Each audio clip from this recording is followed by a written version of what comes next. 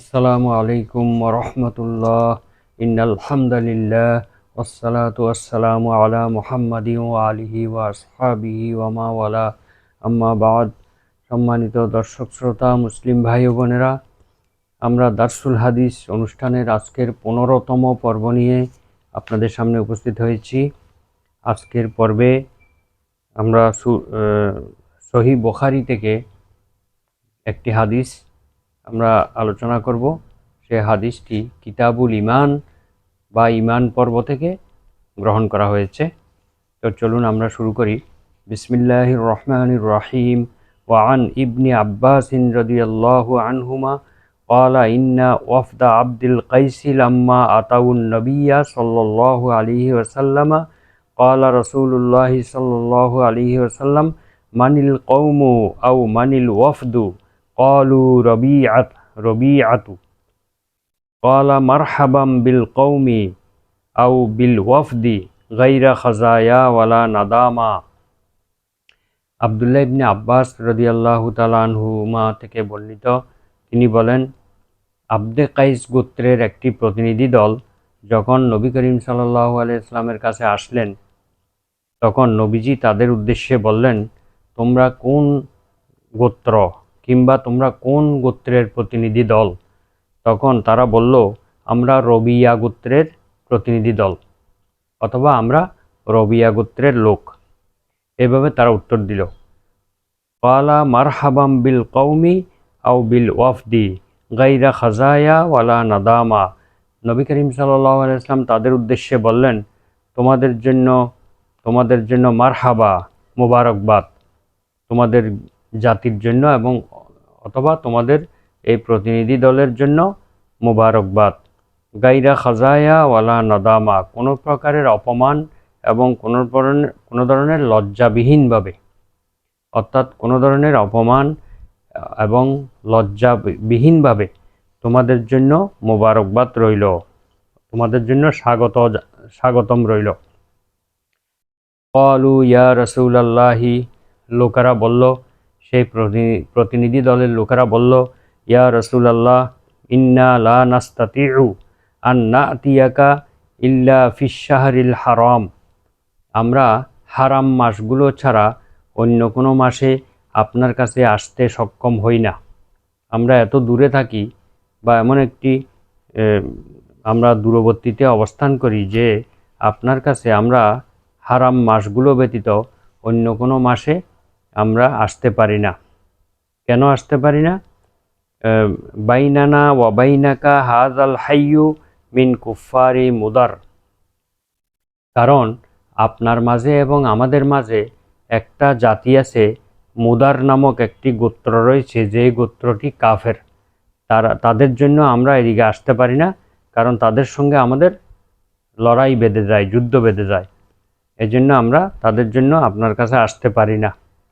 ফামুরনা B Amrin, আপনি আমাদেরকে এমন একটি আদেশ দিন, ফাসলিন, এমন একটি সুস্পষ্ট আদেশ দিন, ইউখবিরু বিহি মা ওয়ারাআনা, যেই আদেশটি আমরা আমাদের পশ্চাতে যাদেরকে রেখে এসেছি তাদেরকে আমরা এই সংবাদটি দিয়ে দেব। ওয়ানাদখুলু বিহিল জান্নাহ, এবং সেই আদেশটি আমল করে আমরা জান্নাতে প্রবেশ করব। অর্থাৎ আপনি আমাদেরকে এমন একটি সুস্পষ্ট আদেশ দিন, যে আদেশটি আমরা আমাদের জাতির কাছে পৌঁছে দেব এবং আমরা নিজেরাও আমল করে জান্নাতে প্রবেশ করব। ওয়াসালুহু আনিল আশরিবাতি, এবং তারা পানপাত্র সম্পর্কেও, পানীয় এবং পানপাত্র সম্পর্কে নবীজির কাছে জিজ্ঞেস করলেন। ফা আমারাহুম বি আরবাইন ওয়া নাহাহুম আন আরবাইন, অতঃপর নবী করিম সাল্লাল্লাহু আলাইহি ওয়াসাল্লাম তাদেরকে 4টি বিষয়ে আদেশ দিলেন এবং 4টি বিষয়ে তাদেরকে নিষেধ করলেন। আমারাহুম বিল ইমানে বিল্লাহি ওয়াহদাহু, এবং তাদেরকে আদেশ দিলেন ঈমান আনয়ন করার জন্য আল্লাহর প্রতি, একক আল্লাহর প্রতি, এক আল্লাহর প্রতি ঈমান আনয়নের আদেশ দিলেন। ক্বালা আতাদরুনা মাল ঈমান, নবীজি বললেন, তোমরা কি জানো ঈমান কাকে বলে? মাল ঈমানু বিল্লাহি ওয়াহদাহু, একক আল্লাহর প্রতি ঈমান কাকে বলে তোমরা কি জানো? ক্বালু আল্লাহু ওয়া রাসূলুহু আ'লামু, লোকেরা বলল আল্লাহ এবং আল্লাহর রাসূলই অধিক অবগত রয়েছেন। ক্বালা, নবীজি বললেন, শাহাদাতু আন লা ইলাহা ইল্লাল্লাহু ওয়া আন্না মুহাম্মাদার রাসূলুল্লাহ, ঈমান হচ্ছে এই কথা সাক্ষ্য দেওয়া যে আল্লাহ ছাড়া প্রকৃত কোনো মাবুদ নেই এবং মুহাম্মদ সাল্লাল্লাহু আলাইহি ওয়াসাল্লাম আল্লাহর রাসূল, এই কথার সাক্ষ্য দেওয়া। ওয়া ইকামুস সালাতি ওয়া ইতাউজ যাকাতি, এবং সালাত কায়েম করা, জাকাত প্রদান করা। ওয়া সিয়ামু রমাদানা, এবং রমাদান মাসে রোজা রাখা। ওয়া আন তু'তু মিনাল মাগনামিল খুমুসা, এবং গনিমতের মাল থেকে 1/5 দান করা, সরকারি কোষাগারে জমা দেওয়া। অর্থাৎ গনিমতের মাল থেকে 1/5 সরকারি কোষাগারে জমা দেওয়া। অর্থাৎ যুদ্ধের ময়দানে যেই সম্পদ প্রাপ্ত হয় মুসলমানরা কাফিরদের সঙ্গে যুদ্ধ করার সময় যেই সম্পদ প্রাপ্ত হয় তাকে গনিমতের মাল বলা হয়। সেই গনিমতের মাল যেই সমস্ত যোদ্ধারা এটা প্রাপ্ত হবে তারা সেখান থেকে 1/5 সরকারি কোষাগারে জমা দিবে, আর বাকি 4 তারা সৈন্যদের মধ্যে বন্টন করে নেবে। এটাই হলো ইসলামের বিধান। সেটাই আল্লাহ রাসূল বলতেছেন যে তোমরা যেহেতু আল্লাহর পথে জিহাদ করো, তোমাদের সেই গনিমতের মাল থেকে 1/5 তোমরা আল্লাহর মানে ইসলামী রাষ্ট্রের কোষাগারে জমা দিবে। ওয়ানাহাহুম আন আরবাইন, তাদেরকে 4টি বিষয়ে নিষেধ করলেন। সেটা হচ্ছে আনিল হান্তমে ওয়াদ দুব্বায়ে ওয়ান নকিরে ওয়াল মুজাফফত, 4 ধরনের পানপাত্রের মধ্যে পানি পান করতে বা কোনো কিছু পান করতে নিষেধ করেছেন। সেই পানপাত্রগুলোর নাম হচ্ছে হান্তম, দুব্বা, নকির এবং মুজাফফত। এই 4 ধরনের পানপাত্রে পান করতে নিষেধ করলেন। ওয়াকালা ইহফাজুহুন্না, নবীজি বললেন এই কথাগুলো তোমরা ভালোভাবে সংরক্ষণ করবে। ওয়া আখবিরু বিহিন্না মা ওয়ারাআকুম, এবং এই সংবাদগুলো তোমরা তোমাদের জাতির লোকদের কাছে পৌঁছে দেবে। এই হাদিসটি বুখারী এবং মুসলিম শরীফে উল্লেখ রয়েছে। এবার আমরা হাদিসের কিছু অস্পষ্ট বিষয়গুলো আমরা সংক্ষিপ্তভাবে ব্যাখ্যা করব। এই হাদিসের মধ্যে বলা হয়েছে যে আমারাহুম বিল ইমানে বিল্লাহি ওয়াহদাহু, তাদেরকে নবীজি আদেশ দিলেন যে একক আল্লাহর প্রতি ঈমান আনতে। ক্বালা আতাদরুনা মাল ঈমান, তোমরা কি জানো ঈমান কাকে বলে? এটা দ্বারা স্পষ্টভাবে বোঝায় যে নির্দেশিত বস্তু শুধু একটাই, আর তা হচ্ছে ঈমান। মহানবী সাল্লাল্লাহু আলাইহি ওয়াসাল্লাম এখানে কিন্তু একটা বিষয়ে তাদেরকে আদেশ দিয়েছেন, সেটা হচ্ছে ঈমান। কিন্তু এখানে এই বলা হয়েছে যে 4টি বিষয়ে তিনি আদেশ দিয়েছেন। আমারাহুম বিআরবাইন, কারণ মহানবী সাল্লাল্লাহু আলাইহি ওয়াসাল্লাম ঈমান কাকে বলে এর সংজ্ঞা দিতে গিয়ে তিনি বললেন এককভাবে আল্লাহর প্রতি ঈমান আনা, মুহাম্মদ সাল্লাল্লাহু আলাইহি ওয়াসাল্লাম আল্লাহর রাসূল হিসেবে সাক্ষ্য দেওয়া, সালাত কায়েম করা, যাকাত দেওয়া এবং রমাদান মাসে রোজা রাখা, এই সবগুলো কিন্তু একটা বিষয়। কিন্তু হাদিসে বলা হয়েছে যে আমারাহুম বিআরবাইন, তাদেরকে 4টি বিষয়ে নির্দেশ দিলেন। তাহলে এটা কিভাবে বিশুদ্ধ হলো, শুদ্ধ কিভাবে হলো? এই সন্দেহটির উত্তর হচ্ছে এই যে নির্দেশিত বস্তু একটি বিষয়ই, কিন্তু ঈমান এবং উল্লেখিত রোকনসমূহ ঈমানের পৃথক পৃথক নির্দেশিত বিষয়। যদিও সবগুলো বিষয় একটি, কিন্তু প্রত্যেকটি বিষয় স্বতন্ত্রভাবে আলাদা। এই জন্য বর্ণনাকারী আমারাহুম বিআরবাইন বলেছেন। দ্বিতীয় আরেকটি বিষয় হলো হাদিসের রোকনসমূহ 5টি, অর্থাৎ একত্ববাদের সাক্ষী, রেসালতের সাক্ষী, এইটা হলো একটা, সালাত, সাওম, জাকাত আর গনিমতের মালের 5/1 এখানে হলো 5টি, অথচ হাদিসে বলা হয়েছে যে 4টি বিষয়ে আদেশ দিলেন, এখানে 5টা বিষয়ে আদেশ দেওয়া হয়ে গেছে।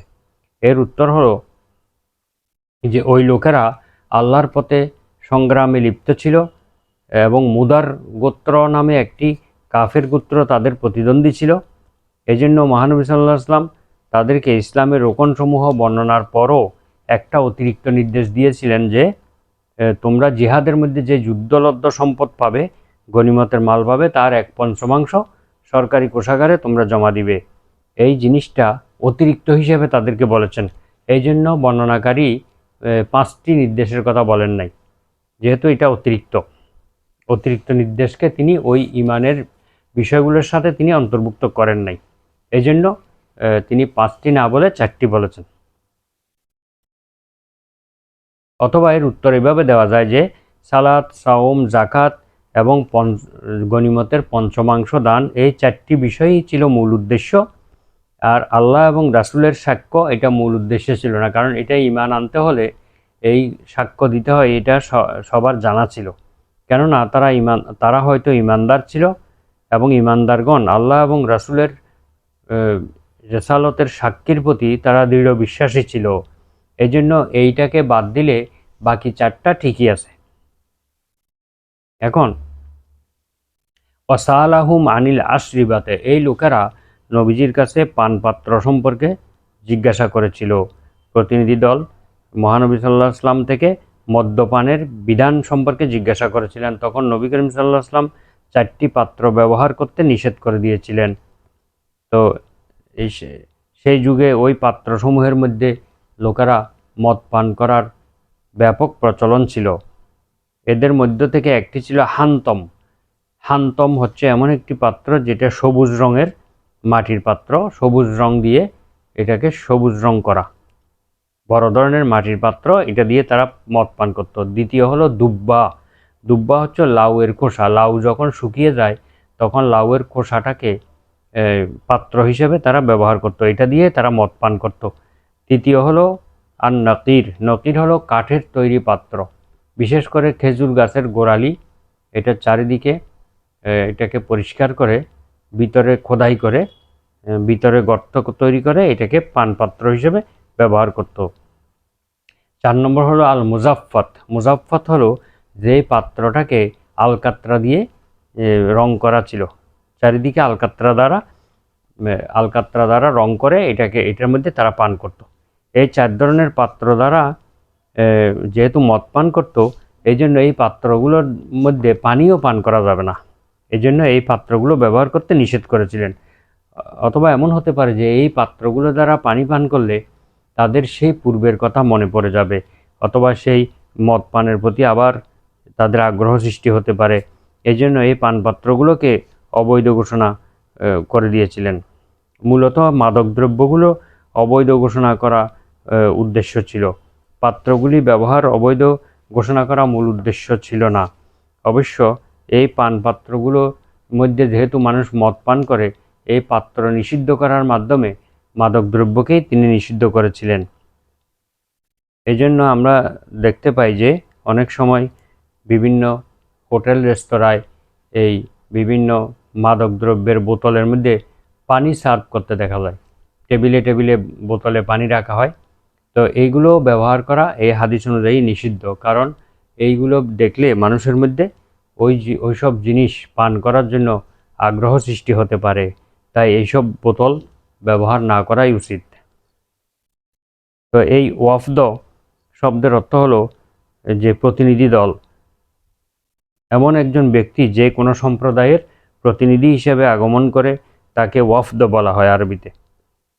এই ওয়াফদে আব্দুল কায়েস সম্প্রদায়ের প্রতিনিধি নবী করিম সাল্লাল্লাহু আলাইহি ওয়াসাল্লামের কাছে 8ম হিজরি সনে এসেছিলেন।